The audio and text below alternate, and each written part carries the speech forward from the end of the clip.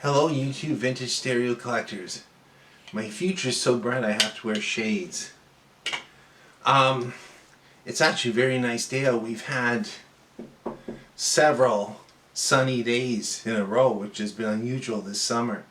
I've got my storytelling hat on, and I was kind of thinking about this actually. My wife was out in the other room, and she'll hear me chuckle every once in a while, and she'll hear it me go when I'm having a problem getting something apart. But this morning I was chuckling. I remembered something my high school electronics teacher mentioned. It was at the end of grade 12, so June of that year, and they were actually discontinuing the electronics program, and they're going to make it into a computer room. And anyway, he said, we've got to get rid of some of the bodies in this room. And what he meant by bodies is we had a lot of people, teachers especially, would bring in old TVs and stereo consoles and different things to be fixed by the students.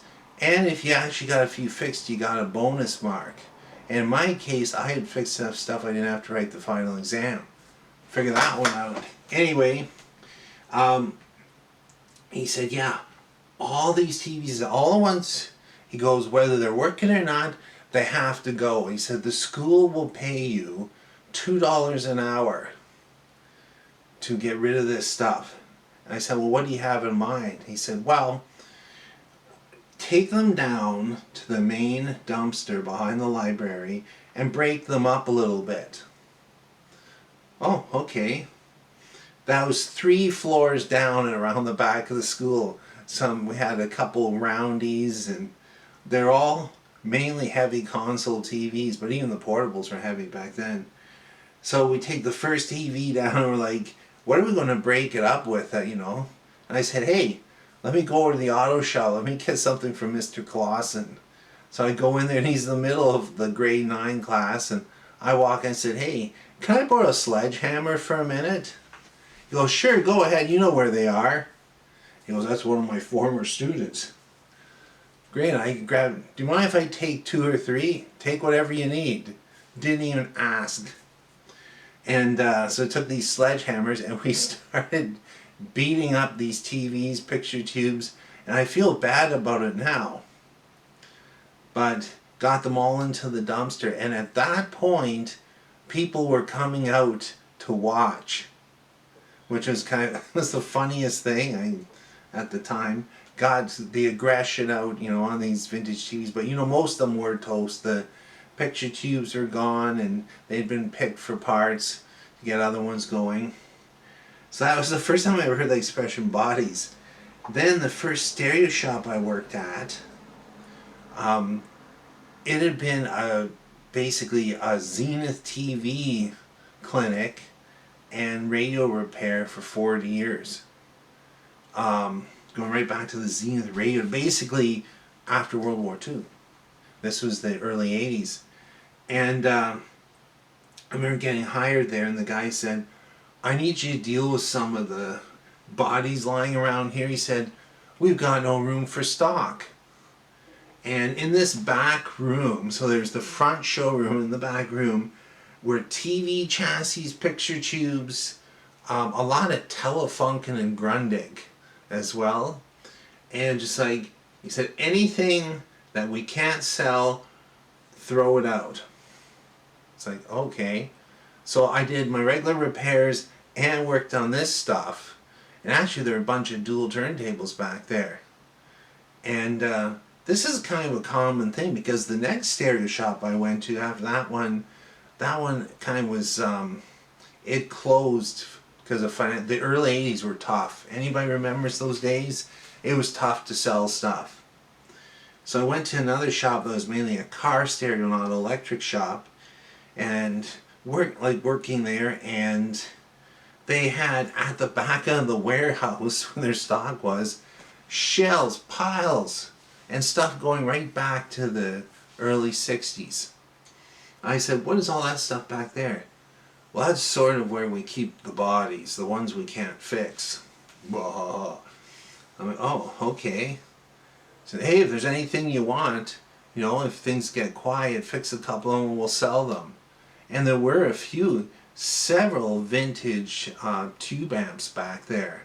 I remember Pioneer SX34, some Sansui tube stuff, that TW series, if I remember, of Kenwood. A lot of the tube stuff I got working. A lot of stuff was scrapped. There are car stereos, where it had been an insurance claim, so there'd be part of a dashboard with a stereo in it thrown on a shelf. Anyway, that was where they kept their bodies. And that's the kind of thing, I guess what I'm talking about is electronic recycling here, basically. There actually, in those days, there wasn't much e-waste, no e-waste to be dealt with.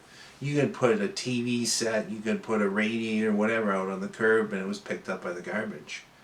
But even back in those days, I was picking units for parts. One of the things that was kind of an issue, especially when I was living at my parents' and I was in college and working, is I'd bring stuff home, and just be like, and where are you going to put that? Out in the shed, I guess. So when I actually got my first place and left home, I'd drop in for lunch, and my mom would say, that stuff is out in the shed, all those stereos, radios, that Atwater Kent, that big Atwater Kent. Yeah, can you deal with that, please? She goes, it's sort of like a morgue back there. Okay, I'll deal with it. And I did. I cleared it out. But that's something, I was in the last actual repair shop that's in town here, and a stereo shop that's been around since '79. I was in their shop last year, and they got tons of stuff. And I said, what is all this stuff here? Like, is this waiting for repairs? No, that's stuff the technician can't fix. Okay, well, we're eventually going to e-waste it. And there's like all these vintage Yamahas there. And anyway, I asked to get my hands on a couple of those, and I actually have, believe it or not.